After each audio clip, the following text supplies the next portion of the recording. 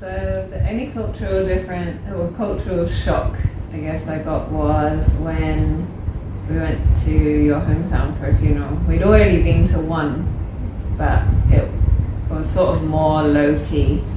And then the second one was when I already knew most of your family, all of your family. And then it was your uncle's funeral. So obviously we were there for longer and we attended most of the different parts. And the biggest shock that still scares me now is that I didn't realize that when someone passes, if they have children, their children's husbands or children's wives get given a list, almost like a bride price, but it's a list that they have to buy for the widow or the widower. So we were sitting there and bearing in mind it was COVID time, but even still there were so many people everywhere. And well, even when we got there, you got annoyed because everyone was running around trying to get me a chair. And it was like, you don't need to give me special treatment. But we're sitting there and all of a sudden you can hear like drumming and singing. And this whole procession came where it was your uncle's daughter, so your cousin's husband, and all of his family. They were all coming, drumming and dancing and singing. And they were carrying all the items, obviously, that they bought for your uncle's wife, your auntie. So, and then leading the procession was somebody holding a goat on a lead with a big bow tied around his neck. And I was just, what is going on? You're like, yeah, that's, so I'm dreading. Obviously, we're very hoping that your dad or your mum doesn't pass for a very long time, but when that day comes, I'm terrified that all my family have to come and do a procession and buy all these things for your mum or for your dad. So I think that was the biggest sort of cultural shock and the thing that still scares me.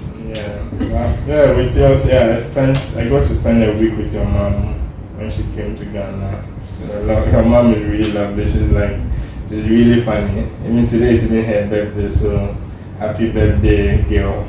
Yeah. So she's really lovely and she's like really funny. Like she just keeps telling you funny stuff. And one of the surprises was the shocks was that even as a Christmas, here you have to send things to your mom and dad, but here your mom actually sends you packages. She still buys you panties, even though they are this old, but she still have to buy you, like in Ghana. Your mom, you're supposed to be sending your mom things, not your mom sending. So those things, that was like one of the biggest, like the first Christmas that we had together, that she has to stock up things for you. What do you call it, stockings?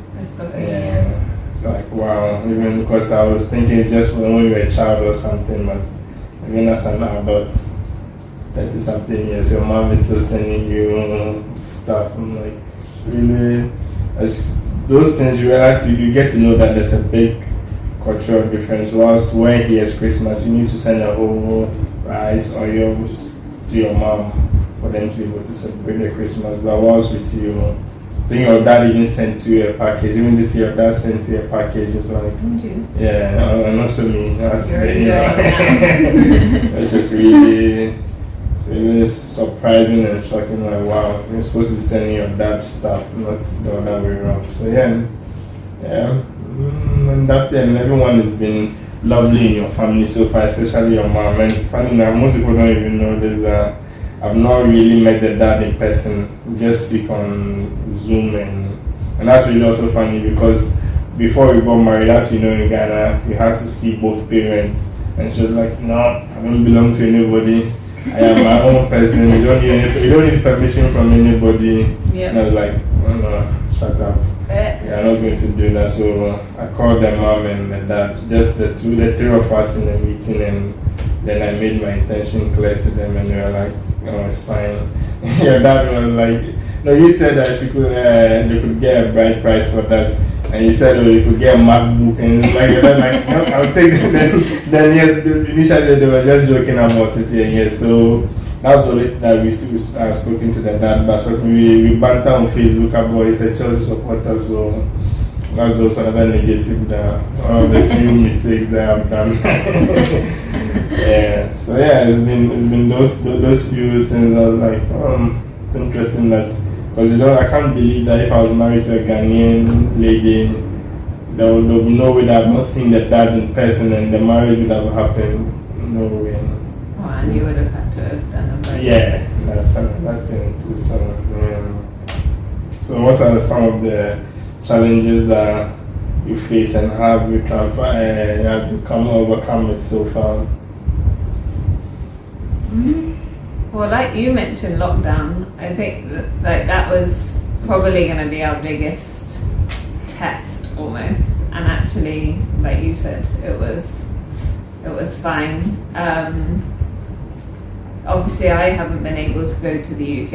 I didn't want to for a long time, but so that's kind of been a big challenge in that I really want to take you, and even though everyone, even random people I meet on the tour, it's like, oh, take me to your country, and we know now that it's really not that simple. So I guess that's the only challenge we face, because like I mentioned earlier, we don't really. That also made us stronger, because you must also remember that the old house was just like a single room. And there was no area, and 3 weeks we were just stuck in a room looking at each other's face and go like this for Netflix. Yeah, we didn't kill each other, and that's when I said earlier that's when I knew that, because just 3 weeks of just staring at each other's face and not killing each other, like, yeah, and then that is it. And so, but the only way we've not had to be fair. I know most people talk about arguments here and there, but whatever to it. Not too bad, but hopefully it stays like that forever. We never agree about anything. The only way. This will be our biggest test. Yeah. How many arguments we have over that? Yeah. Sleep deprived arguments. Yeah. So we just speak about everything. We keep talk about each other's aspiration, and then the biggest thing is that respect for each other and whatever each other want to achieve. There's support we support each other in the way we want to, and that's been so helpful. And it's just talk. We talk a lot about everything. It's no secret as well. So yeah, we keep going. Which obviously builds the trust. Yeah. So it means, because I think in previous relationships, the trust hasn't been there for me, and with you, I trust you like 100%.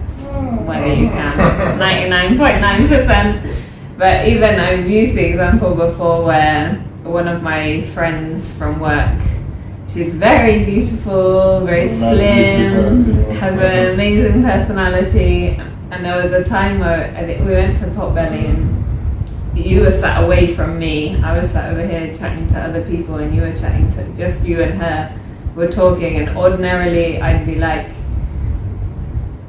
feeling anxious about it, feeling like, oh, I don't like this, whatever, but actually I had no feelings like that at all. I really felt like I had nothing to worry about. So I guess that also comes back to the sort of that how did you know that you wanted to take it to the next level. I think that was also a sign for me that actually I really trust you, and that I trust that you love me and you're not gonna sort of stray away. Sorry, I'm not going to Australia. I can't afford a 36-hour flight to Australia. True. Yeah, that's what I'm hearing. Alright, okay. Yeah, so and how are you making love last in this union? Well, again, like you said, talking. I'm making a baby. No. But I could break it. Yeah. No. More serious, no. Yeah, and like you said, talking, making sure we trust each other. Yeah, we both know. I know what you want out of life, and I know what you aspire to do, and I support everything that you want to do. Even all your crazy business ideas that you come up with, like 20 every day. We talk about it. How can we make it work? I think that's the biggest thing. And also you also just, I don't know, like I always tell you that when I meet people and they ask you how is it, like I'm like, I can't really tell you how it's like to be with white person, because obviously you have dated a Ghanaian before. And I think that what makes it really easier is that making it last is that you were here before. It wasn't like you were in the UK that we met you were here. You stayed here, I think 2.5 years before we met. So it was really easy that you understand the culture. You make it really easy for me, like to be honest, like, because if you look at all the stereotypes that you have of white people, and then I met you, and it's like you're just another human being who treats another human being as their equal and as their equal partner, and then there's love and there's respect, and then I think with those key pointers, there's nothing that we cannot achieve together. So that really makes it, that's what is keeping us going. But it also helps that you're very open-minded too. Like the amount of Ghanaians I meet, when you mention food, you know, if I cook this for you, you don't automatically like, oh no, foreign food, I'm not gonna eat that. You try everything, and actually you quite like other foods and stuff, so that also makes it very easy, in that we can both share each other's culture with each other, and we're both accepting of that's another point, that we are really similar together, because same way you bring up food, and I like it. When I introduced you to Ghanaian food, some that you didn't have before you met me, you don't really brush it off. You eat it like, oh, it's nice. Or even the banku, before I met you, I didn't think I liked banku at all. I was like, no. The one I tried, I really didn't like it. And then I think it was like the first time going to your place, and you prepared it for me, and I was, in my head I was like, oh no, I hate banku, I can't tell you, because it's the first time you're cooking for me, I can't tell you. And then, so I just had to eat it, and actually I loved it, and since then, we eat it all the time, so. Yeah. I really love it.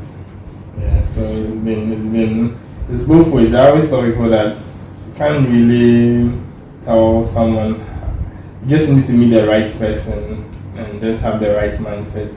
Because if you meet someone, of course, I always get people ask me, oh, if you just have the whole visa thing in your mind, you're really going to struggle, because that means you're not with the person for the love, or you don't really like them, so then you have to endure. And that's where all the problems start, because even the visa is not even guaranteed. It's not like you can just walk up to the American embassy or the UK High Commission and just say, hey, look at me, stamp. So but the most important thing is just love, respect for each other, and just talk about everything, and just need to meet an amazing person. Obviously, I'm not going to leave you. Just need to meet an amazing person. So it's been good. But just on that note about the meeting, you being asked all the time, everyone should know that you don't have a catalogue of white people that you can hand out. The amount of times you're like, oh, people meet you and like, can you get me one? Do you know anyone that introduced me to more? Especially when you have people come here to work, and like the electrician have to fix something, the plumber have to fix, like, oh, like you said, I don't have a catalog to be just handing out to people like that. So it's just amazing, and I always say to you that you're an amazing human being first. And that's the most important thing. It doesn't matter about color or race or anything. You just need to be an amazing human being, and just open-minded. Yes, That's the biggest thing. Is you both have to accept, and also, like when you're with my family, when we meet on Zoom or whatever, you know that you're not going to be able to join in maybe all of the conversation. All those conversations, and the same with me. I'm in your country. I don't expect you and your family and everyone to speak English around just because I'm there when you're as a family.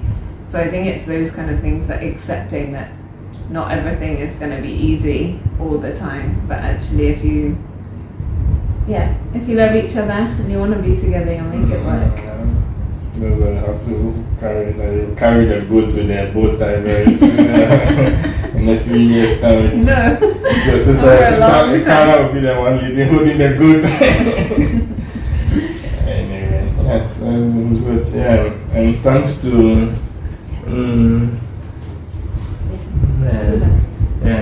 Thanks to what the Nyamba, which means a fruit. Fruit. You say it. Nyamba. Yeah, that's good. Cheers. Yeah. Cheers.